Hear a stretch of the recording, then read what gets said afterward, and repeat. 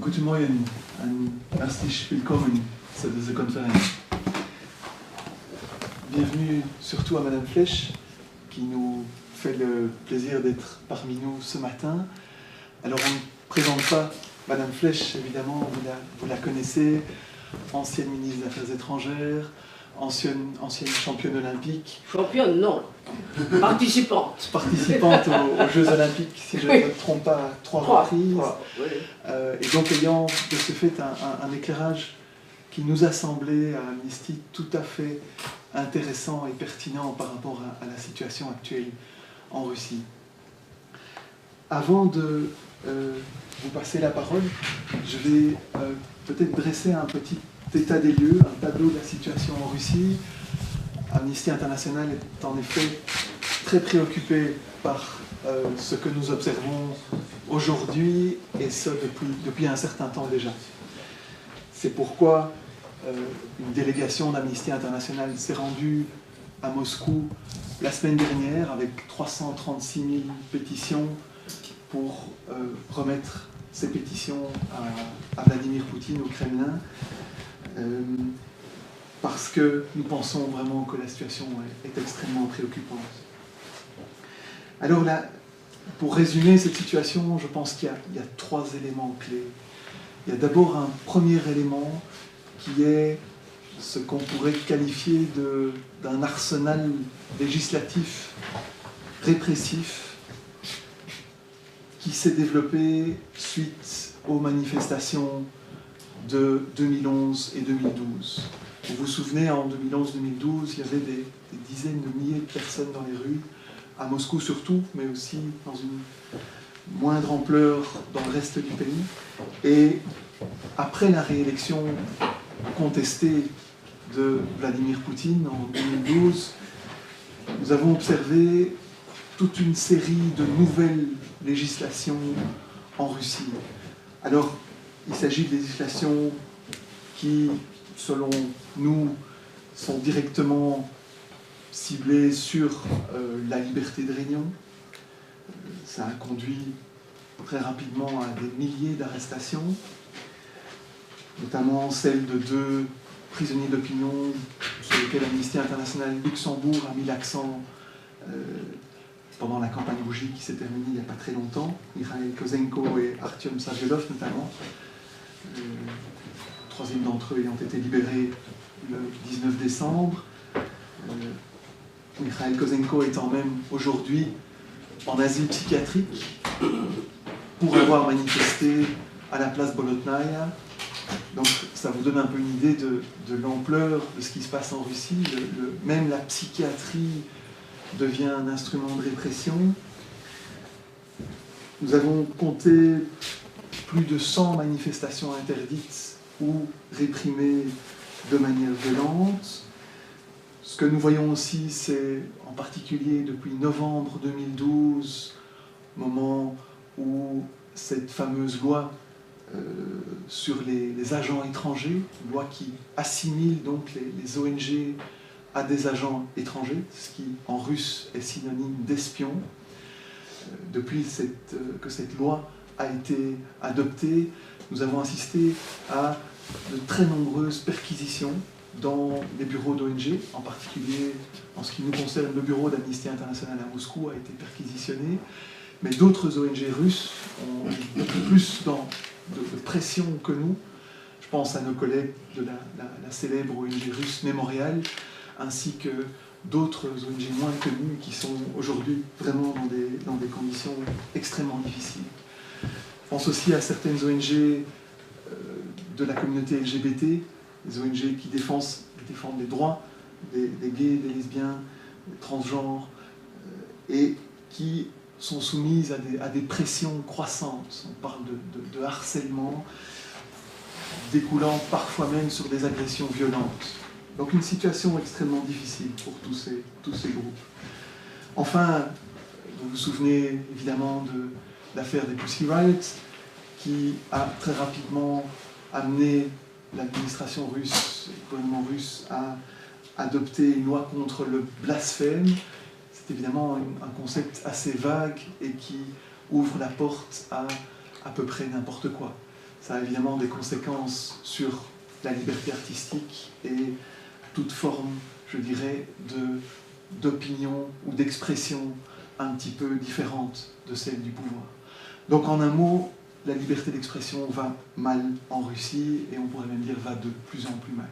Ça c'est vraiment le premier point et le premier grand souci d'Amnesty International à l'ouverture des Jeux Olympiques.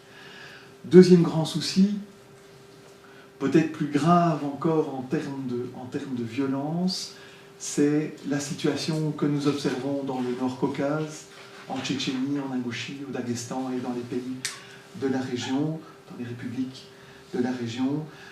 Cette situation se traduit par des exécutions extrajudiciaires, par une utilisation de plus en plus systématique de la torture et de disparitions forcées, qui, pour rappel, sont considérées comme un crime contre l'humanité. Donc, situation très dure pour les ONG, mais aussi pour la société civile russe en général, et pour les citoyens russes. Liberté d'expression en danger, et évidemment, dans le cas du Nord-Caucase, une situation peut-être encore un peu plus préoccupante. Enfin, last but not least, peut-être le point international que je voudrais épingler ce matin, c'est les exportations d'armes russes à destination du régime de Bachar el-Assad qui se poursuivent, malgré les crimes de guerre et les crimes contre l'humanité commis de manière répétée depuis le début du mouvement de protestation en Syrie. Donc un tableau vraiment difficile, si on reprend ces trois éléments, donc des lois de plus en plus répressives, la situation au Nord-Caucase qui ne s'améliore pas, et des exportations d'armes à destination de la Syrie qui se poursuivent aussi en violation du traité sur le commerce des armes qui a été adopté par l'Assemblée générale des Nations Unies en avril dernier. Même si ce traité n'est pas encore entré en vigueur, il est déjà adopté, donc il a déjà a priori une certaine importance. Ces trois éléments sont évidemment en contradiction fondamentale avec les obligations de la Russie par rapport au Conseil de l'Europe, les obligations en termes de droits humains qui sont quand même pas rien. Elles sont également en violation avec les engagements que la Russie a pris après les Jeux Olympiques de Londres en 2012. La Russie s'est en effet engagée dans le cadre d'un mémorandum qu'elle a signé à respecter les droits humains dans toutes les facettes que je vous ai décrites. Alors, ces derniers jours, nous continuons à recevoir des rapports qui sont assez alarmants, que nous postons sur notre page Facebook et sur le blog de la section luxembourgeoise. Je pense notamment à l'arrestation de deux militants écologistes, Igor Karchenko et Yevgeny Vitishko, il y a quelques heures. Igor Karchenko était d'ailleurs sur le point de sortir un rapport sur l'impact environnemental des Jeux Olympiques de Sotchi, donc sujet sensible s'il en est. Ça n'a pas été du goût du pouvoir et il a donc été arrêté.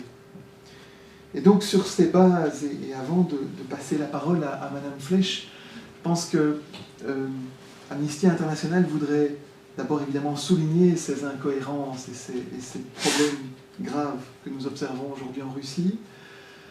Nous étions il y a quelques jours en réunion avec nos collègues des ONG russes, et ces représentants de la société civile russe étaient particulièrement préoccupés par rapport à la situation qu'il y aurait après les Jeux. En effet, après les Jeux, votre attention sera peut-être tournée sur d'autres sujets, et nous craignons au niveau d'Amnesty International que la répression soit encore plus forte. Donc, je voudrais également mettre ça en avant comme un sujet de préoccupation pour nous.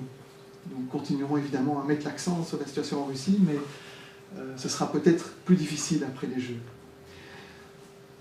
Amnesty International, sur ces bases, appelle évidemment les États, dont le Luxembourg, à mettre la question des droits de l'homme à l'agenda de ces contacts avec le gouvernement russe, nous avons observé que quand des États d'Europe occidentale en particulier parlaient des droits humains avec les dirigeants russes, ça avait un impact.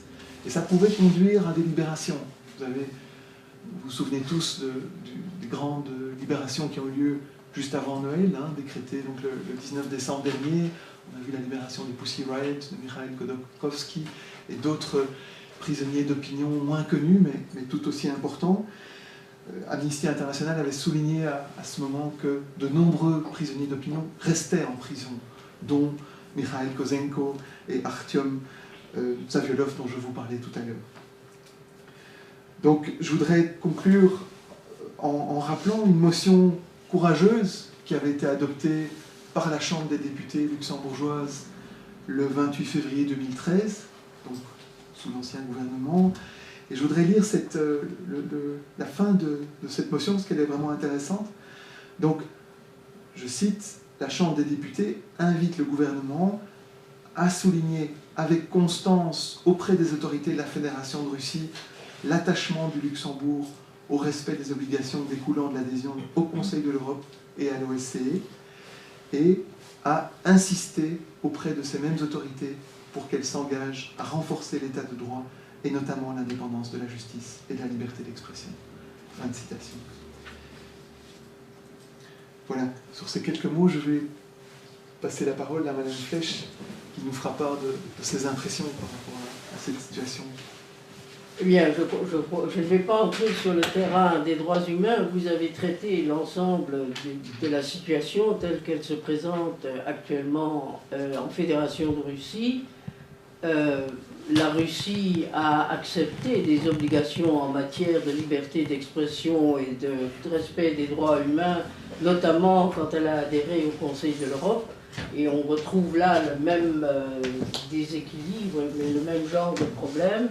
Et il est un fait que les pays occidentaux utilisent souvent leurs visites en Russie pour intervenir auprès des responsables russes en faveur de la liberté d'expression et du respect des droits humains. Je crois qu'il continuera à en être ainsi.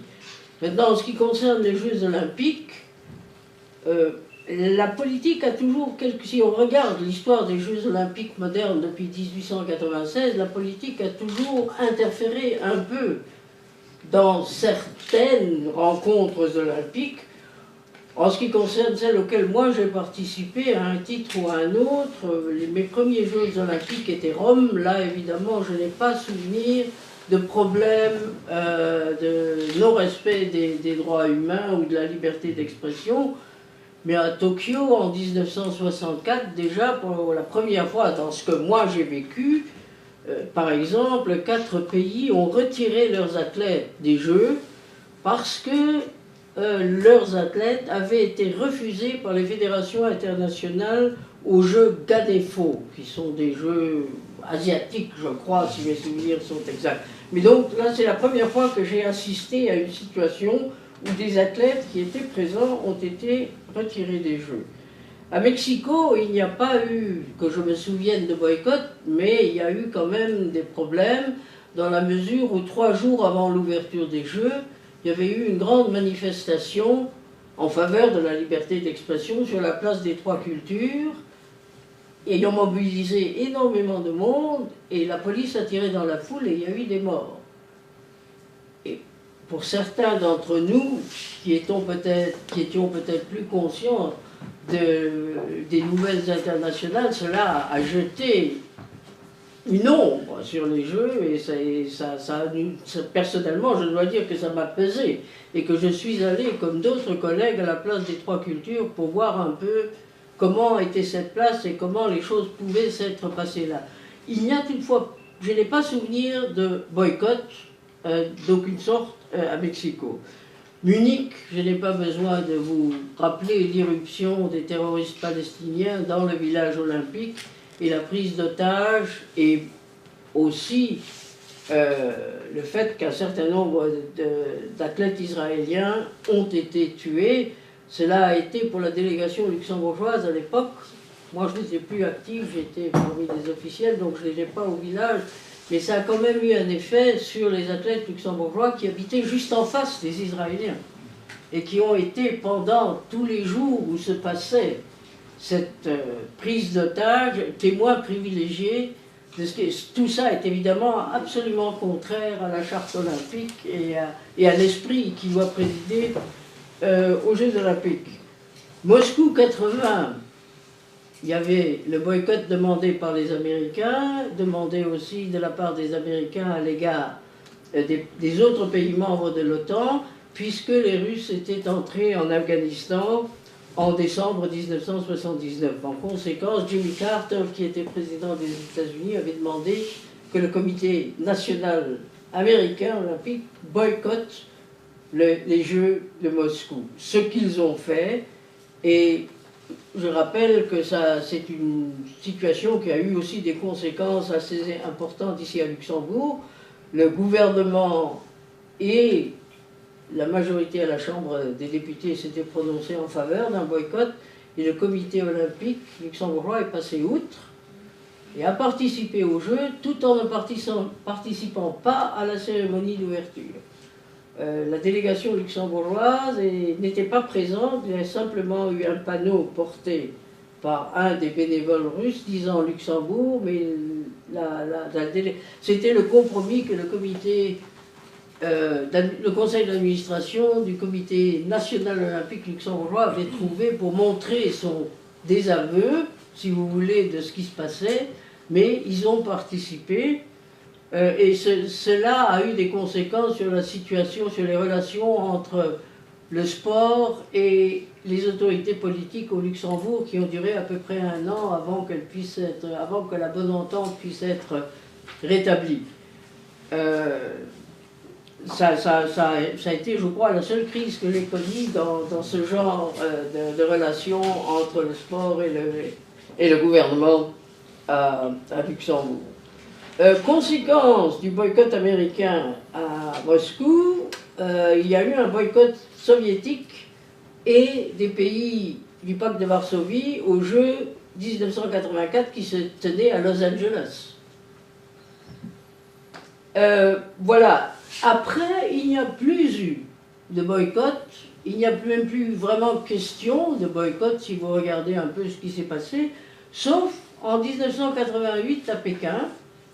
Mais là, on assiste à, je crois, une évolution qui me paraît raisonnable dans le type de boycott auquel il faut songer si on songe à ce genre de choses.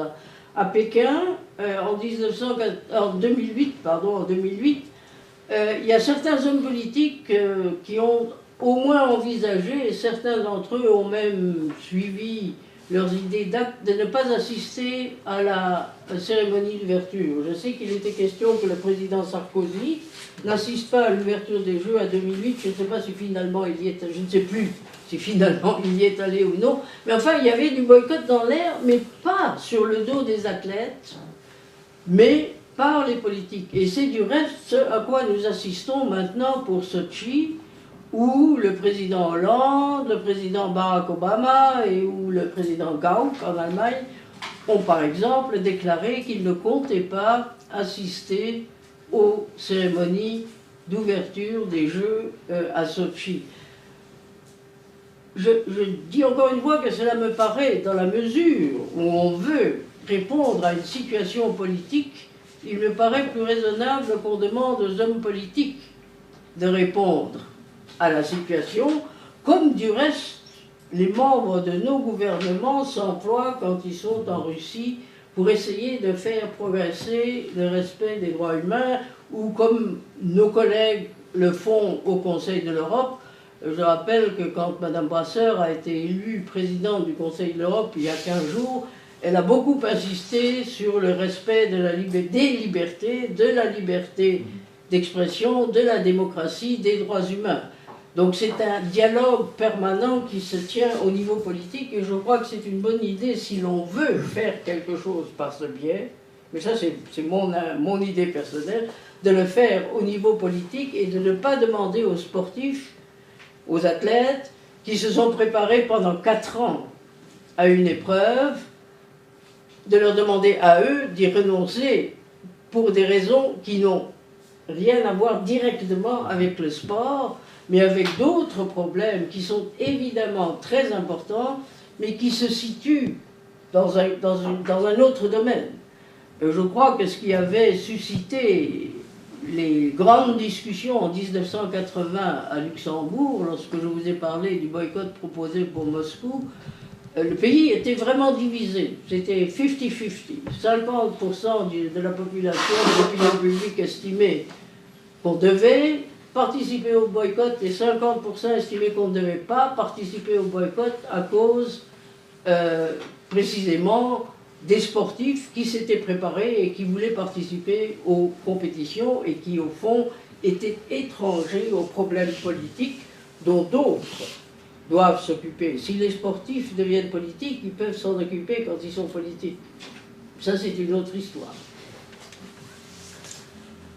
Voilà un peu les quelques commentaires que je voulais faire dans ce contexte. Donc aussi pour dire qu'il me semble que dans l'évolution que nous avons vue au cours des ans depuis 1964, il y a eu une évolution en 2008 à l'occasion des Jeux de Pékin et aucun pays à ce moment-là n'a parlé de boycotter la compétition sportive, mais il a seulement été question que les hommes politiques prennent leurs responsabilités, celles qui leur paraissent nécessaires. Voilà. Un grand merci. Très intéressant de vous entendre. Avant peut-être de vous passer la parole pour éventuellement des questions ou des réflexions, je voudrais dire que Amnesty International Luxembourg organise une action symbolique samedi, maintenant samedi, à 14h, de 14h à 15h30 à la place Piquet, à Luxembourgville, où il y aura un goal de hockey et les passants seront invités à la place marquer. Piquet, c'est la place Aldringen ou Hamilius, j'imagine. Piquet, c'est oui, le Piquet de la compagnie de cavalerie de la garnison prussienne de Luxembourg. Voilà, c'est tout un symbole. Parce que c'est là qu'ils attachaient leurs chevaux, c'est pour ça que ça s'appelle Piquet. Ah ben voilà. Merci pour cette précision importante. Voilà, donc la parole est à vous pour les questions ou réflexions. Oui, je vous en prie. An Frau Flesch eine Frage. Hätte man da nicht auch, also ich beziehe mich jetzt gerade auf diese homophoben Gesetze in Russland, die ja Grund für die Kritik sind, hätte man da nicht auch die Olympischen Spiele von München 1972 boykottieren müssen? Immerhin ist der Paragraph 175 Strafgesetzbuch erst 1994 abgeschafft worden. Und nach dem konnten Homosexuelle in der Bundesrepublik auf unbestimmte Zeit in psychiatrische Anstalten gesteckt werden. Oder anderes Beispiel, als die Olympischen Spiele 1948 in London stattfanden, war es Usus oder ist es gab es Dutzende Fälle von Zwangskastrationen von homosexuellen Männern in England. Dieser Mathematiker-Fall ist sehr bekannt geworden, Jury. Also ich glaube, damals, Rückblickend in 1948, besonders aber auch 1972 in München, war die Diskussion über die Rechte der Homosexuellen noch nicht an dem Stadium, wo sie heute ist.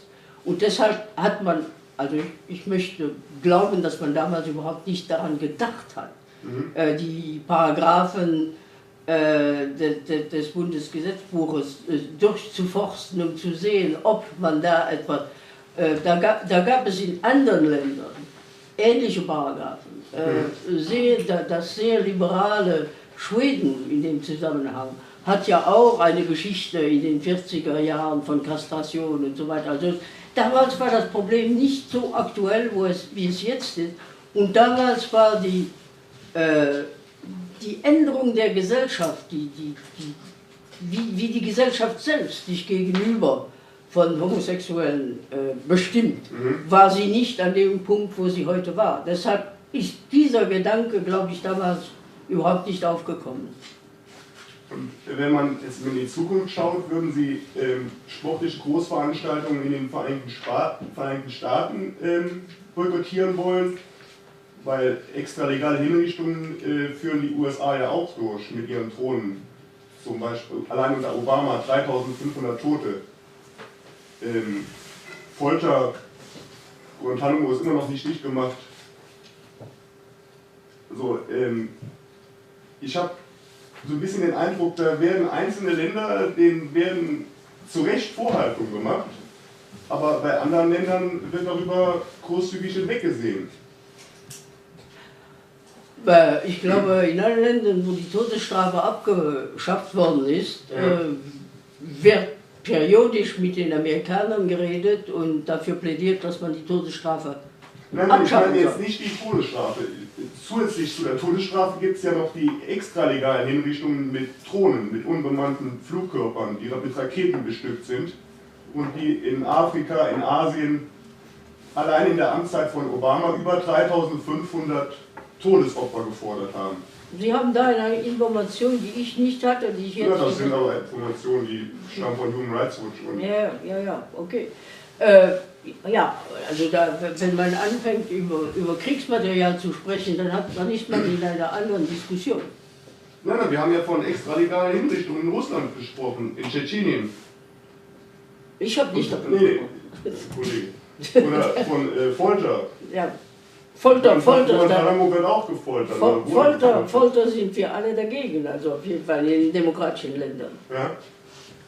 Und fürchten nicht, das laut zu sagen. Also, Sie haben recht, es wäre nicht richtig, mit zwei Maßen und Gewichten zu handeln. Aber ich glaube, ich habe ja vorhin auch gesagt, dass meiner Meinung nach es nicht an den Sportlern ist, diese Diskussion während den Olympischen Spielen zu führen. Wenn verschiedene von Ihnen das tun wollen, können Sie das ja tun. Aber das hat mit dem Abhalten der Olympischen Spiele nicht direkt etwas zu tun. Die Diskussion, die Sie jetzt ansprechen, ist eine andere.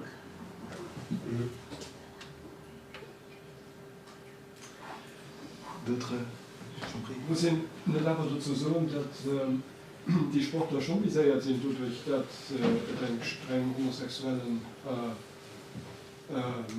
Gesetzesprojekt en vigueur ist. Das heißt, sie können nicht einfach so machen, wie beim Beispiel aus meiner Sicht. Die Botschaft von Obama ist klar. Nicht nur ist er nicht zur Eröffnung der Olympischen Spiele gegangen, sondern hat Billie Jean King zum Chef der offiziellen amerikanischen Delegation gemacht. Und Sie können sich sicher erinnern, dass Billie Jean King die erste Sportlerin ist im Tennis in Amerika, die sich als homosexuell geoutet hat. Das ist kein Zufall. Das war auch ein Message. Nein, nicht ein Message von der Politik, nicht von den Sportlern. Ja. Nee, also im Prinzip war es so denkbar, dass der Sportler festgeholt wird, wenn sich gegen homosexuelle Gesetzgebung an Russland vielleicht... Wenn ein Sportler sich aus den Olympischen Spielen, aus seinem freien Willen zurückziehen will, dann ist das dem natürlich erlaubt. Wenn jemand sagt, ich will nicht zu diesen Olympischen Spielen hingehen, kann er das jederzeit tun. Das Problem, das ich angesprochen habe, ist, dass die Länder versuchen, den nationalen Olympischen Komitees zu sagen, boykottieren Sie bitte diese Spiele. Das ist eine andere Frage als die Entscheidung des Sportlers, der hingeht oder nicht hingeht. Das ist natürlich eine ganz andere Frage. Und Putin hat ja auch gesagt, also er hätte keine Probleme damit, wenn das homosexuelle Sportler an den Spielen teilnehmen. Ich weiß nicht, ob welche dabei sind, aber ich kann mir vorstellen, dass welche dabei sind. Und denen wird bestimmt nichts passieren.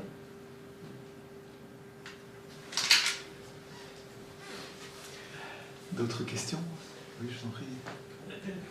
J'ai une question, je suis absolument nulle en Jeux Olympiques, mais on imagine quand même facilement que quand on est la Chine, je ne sais pas si c'est une élection, je pense la Chine ou la Russie, on peut s'attendre à ce qu'il y ait des problèmes de boycott.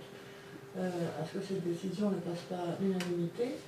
Et donc, on gâche la fête du sport, quelque part aussi.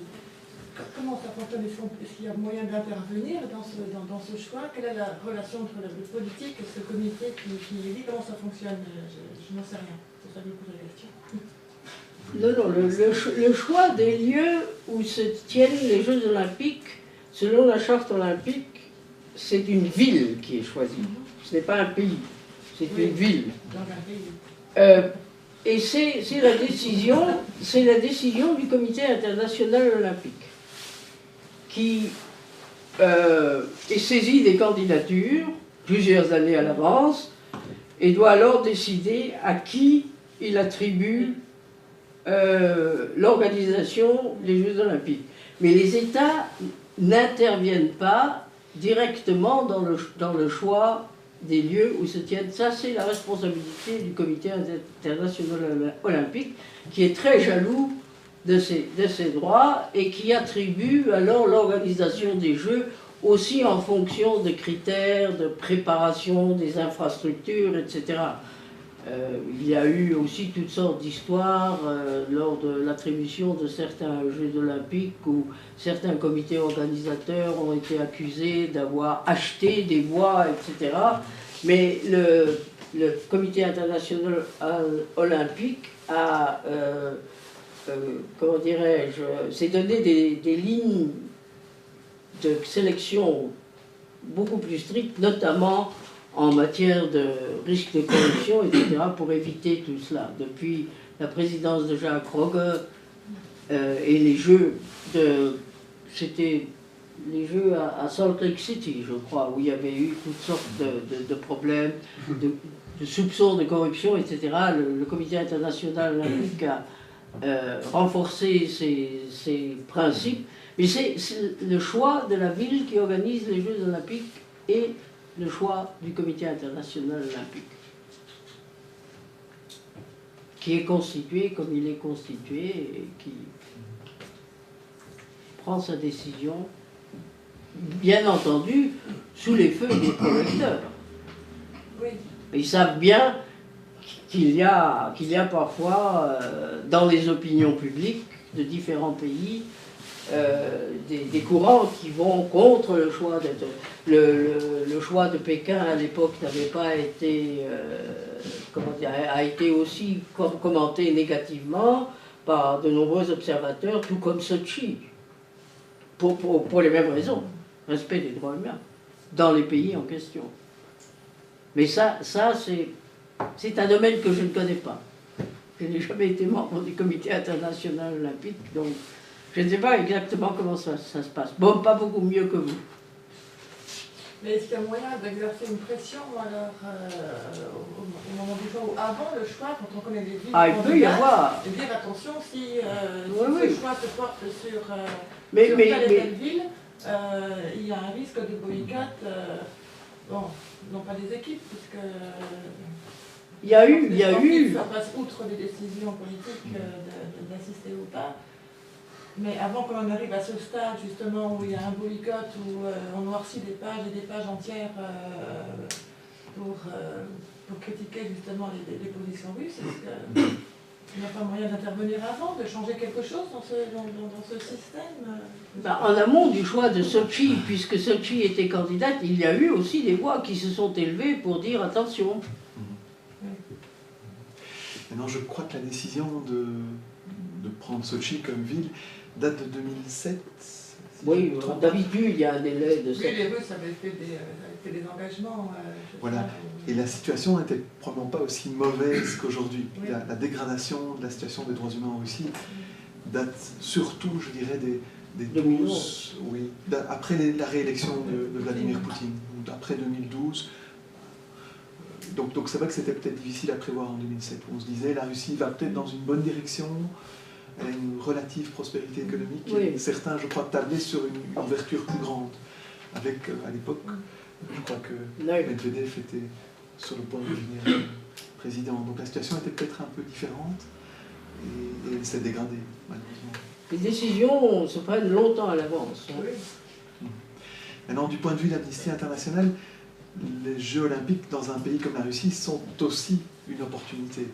Pour nous, soyons clairs, c'est une manière de mettre l'accent sur une situation qui ne va pas.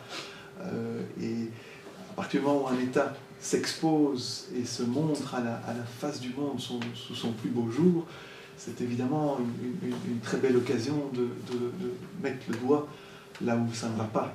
Et comme ça ne va vraiment pas, je dirais que c'est relativement facile de mettre en avant les violations, puisqu'elles sont répétées.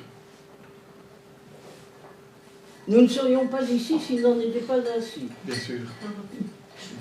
Schon froh an flecht Sportler selber wat net machen war los kann feststellen an Sportler selbst nicht Karflecht ganz förderlich. Also an Ärer Erfahrung gëtt do Druck vun offiziellen op Sportweis Ich meine 1980 Moskau, wo ganz kloren Druck von der Politik op de Komitee National Olympique Luxembourgeois, also de Kossel, dass se net soll goen. Ich selber war dem Moment an einer ganz unkomfortabler Situation. Ich war Fraktionschef von einer Majoritätspartei an der Chambre und ich war Member vom Conseil d'Administration vom Komitee Olympique. Der Conseil d'Administration vom COSL hat 1980 mit zu 4 Stimmen décidéiert, den Boykott nicht durchzuziehen. Ich war von denen 4, die 4 den Boykott am Conseil d'Administration vom Komitee vom COSL gestimmt hat, weil ich gemengt habe, meine Position als Member von der Majorität an der Chambre ging mir nicht erlauben, eine andere Attitüde zu holen. Ich bin auch darüber direkt aus dem Conseil d'Administration vom Komitee Olympique demissioniert. Aus deontologischen Überlegungen. Druck Erfahrung op dich aktiv Sportler die op der Platz sind Druck Nee. Du gehst nicht Nee. Dat tun ich nie erlebt, den einzigen Druck, den ich erlebt und dann hast wie ich 56 op der Olympische Spiele op Melbourne zu gehen. Du hast Druck auf mich gemerkt, ich soll nicht gehen, für dass 4. Mann kein Matgeholt gehen an der EP-Equipe, für dass wir dann an einer Equipe null treten. Und ich bin nicht mal auf Melbourne geholt gehen. Weil Druck auf mich gemerkt. Aber das ist den einzigen Druck, den ich nie erlebt habe. Und den hat nachgespart, den ein Problem. Ich will nicht, ich meine nicht vom Moment tun, wo die Leute, wo dezidieren, dass du hinzugehen, da geht kein Druck mehr. Aber auch 80, wie die Politik versicht hat, Druck zu machen, ob das Komitee Olympique et Sportif Luxembourgeois, wie die Decision bis gefallen war, als kein Druck auf Chemik mehr. Das ist evident an einem demokratischen Land wie Lützeburg. Da muss da jeder wie er will. Wo Versicht gehen, 80, der COSL so geht nicht dahin, der COSL hat dezidiert dahin zu gehen, du war dummer die Affäre gehalten. Also kein Druck. Ich weiß auch vom CSL, wir können durch Verständnis Karl Peters Spiel Beispiel, wenn wir nicht aus den anderen Sportler können feststellen, zu dem Seht kann man schon in Politik kommen, ob das so leisten kann ich das feststellen. Ja, nein, also ich meine nicht, was der Komitee Olympique hat Decisionen geholt, nur der Affäre von Moskau. Da hat der Komitee Olympique dezidiert, soll kein Politiker mehr im Conseil d'Administration vom Komitee Olympique sein. Für der Problematik aus der Face zu gehen. Mit geht doch von keiner Regierung, die ich kenne, heute zu Lützeburg, als je Druck auf Sportler gemerkt für irgend so etwas durchzusetzen. Das nicht. Das habe ich nie gesehen und nie gekannt.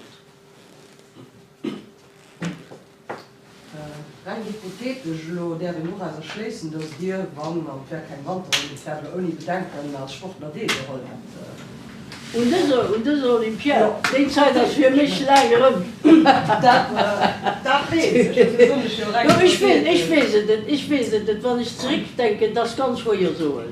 Wenn ich Sportler ist, wenn ich Heichleistungssportler ist, wenn ich engagiert ist, egal was seine politische Überzeugung ist, par ailleurs, wo ich auch andere Moyen habe, zum Ausdruck zu bringen, will die noch eine Partizipation in den Olympischen Spielen als den Höchstpunkt von einer sportlichen Karriere.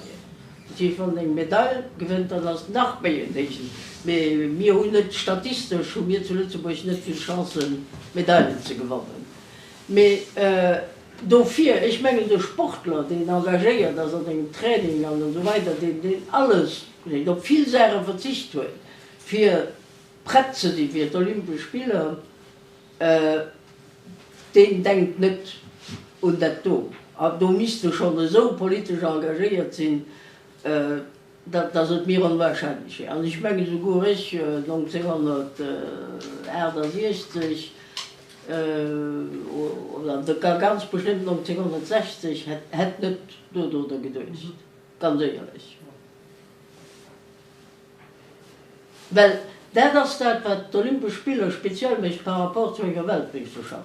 Olympische Spiele fanden nicht alle 4 Jahre statt. Wenn ihr also dort verpasst, wo ihr eine Chance hat zu gehen, dann weiß ich nicht, ob ihr 4 Jahre drauf noch dabei sein kann. Das könnte natürlich auch noch dabei sein.